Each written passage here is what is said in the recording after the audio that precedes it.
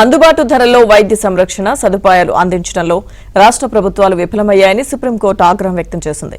రాష్ట్ర ప్రభుత్వాల వైఫల్యమే ప్రైవేట్ ఆసుపత్రులకు ప్రోత్సాహకంగా మారిందని వ్యాఖ్యానించింది. ప్రైవేట్ ఆసుపత్రులన్నీ రోగులు వారి బంధువులతో బలవంతంగా అధిక ధరలతో కూడిన మందులను కొనుగోలు చేయిస్తున్నాయని ఆరోపిస్తూ దాఖలైన పిటిషన్పై సుప్రీంలో విచారణ జరిగింది.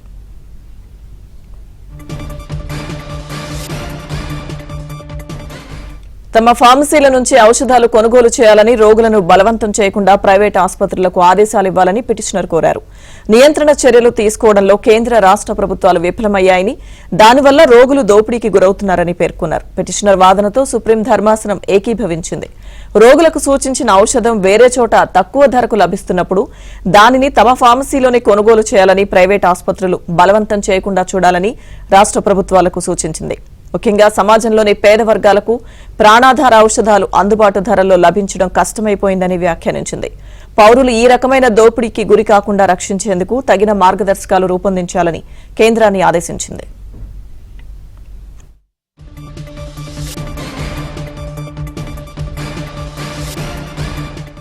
ఇదే విషయమై గతంలో సుప్రీంకోర్టు రాష్ట్రాలకు నోటీసులు ఇచ్చింది. వాటికి ఒడిశా, అరుణాచల్ ప్రదేశ్, ఛత్తీస్గఢ్, బీహార్, తమిళనాడు, హిమాచల్ ప్రదేశ్, రాజస్థాన్ రాష్ట్రాలు స్పందించాయి.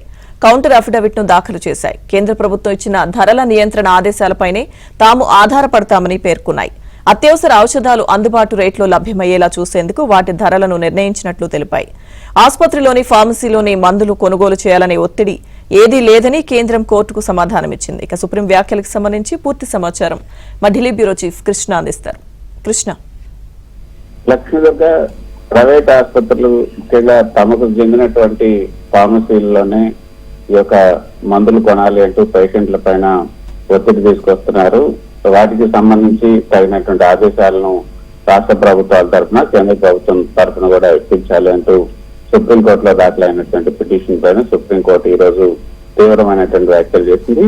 అసలు రాష్ట్ర ప్రభుత్వాల అసమర్థత వల్లనే ఈ విధంగా బడుగు బలహీన వర్గాలతో పాటు ఏదైతే స్వల్ప ఆదాయ వర్గాలు కూడా ఈ యొక్క దోపిడీకి గురవుతున్నాయంటూ సుప్రీంకోర్టు అభిప్రాయపడింది. అయితే దీనికి సంబంధించి గతంలోనే ఈ పిటిషన్ విచారణకు సంబంధించి వచ్చినప్పుడే అన్ని రాష్ట్రాలకు కూడా నోటీసులు ఇచ్చింది. అయితే 6-7 రాష్ట్రాలు మాత్రమే వీటికి స్పందించాయి. మిగతా రాష్ట్రాలు స్పందించలేదు. ఇటు ఆంధ్రప్రదేశ్ కానీ తెలంగాణ కానీ స్పందించలేదు. కేవలం ఒడిశా, అరుణాచల్ ప్రదేశ్, ఛత్తీస్గఢ్, తమిళనాడు, హిమాచల్ ప్రదేశ్, బీహార్, రాజస్థాన్ ఈ రాష్ట్రాలు మాత్రమే స్పందించాయి. అవి మాత్రం కౌంటర్ అఫిడవిట్ ను దాఖలు చేశాయి. కేంద్ర ప్రభుత్వం అయితే అటువంటి ప్రైవేట్ ఆసుపత్రులు వారికి సంబంధించినటువంటి ఈ యొక్క ఫార్మసీల్లోనే మందులు కొనాలన్న ఒక ఆదేశాలు అయితే ఏమీ లేవు. కాకపోతే వారంతా కూడా అన్ని రాష్ట్రాలు కూడా ఈ యొక్క కేంద్ర ప్రభుత్వం ఇచ్చినటువంటి ధరల నియంత్రణ ఆదేశాలని అమలు చేస్తున్నాయి. వాటిపైనే ఆధారపడి ఉన్నాయని కూడా కేంద్ర ప్రభుత్వం పేర్కొంది.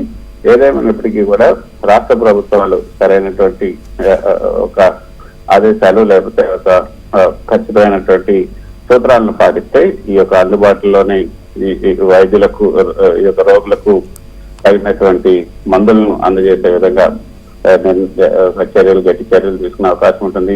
అంటే వైద్యుడు రాసినటువంటి ప్రైవేట్ ఆసుపత్రుల్లో వైద్యులు రాసినటువంటి మందులు వేరే చోట తక్కువ ధరకు వస్తున్నప్పుడు వాటిని తీసుకోవడానికి వాటిని ఎందుకు వద్దంటున్నారు, దానిపైన ఎందుకు చర్యలు తీసుకోకూడదు, వీటికి రాష్ట్ర ప్రభుత్వాలు ఖచ్చితంగా సమాధానం చెప్పాల్సింది. దానికి ఎటువంటి చర్యలు తీసుకుంటారో కూడా రాష్ట్ర ప్రభుత్వాలు తమ కౌంటర్ అఫిడవిట్ లో దాఖలు చేయాలంటూ సుప్రీంకోర్టు మరోసారి మిగతా రాష్ట్రాలన్నీ కూడా మరో అవకాశం ఇచ్చింది.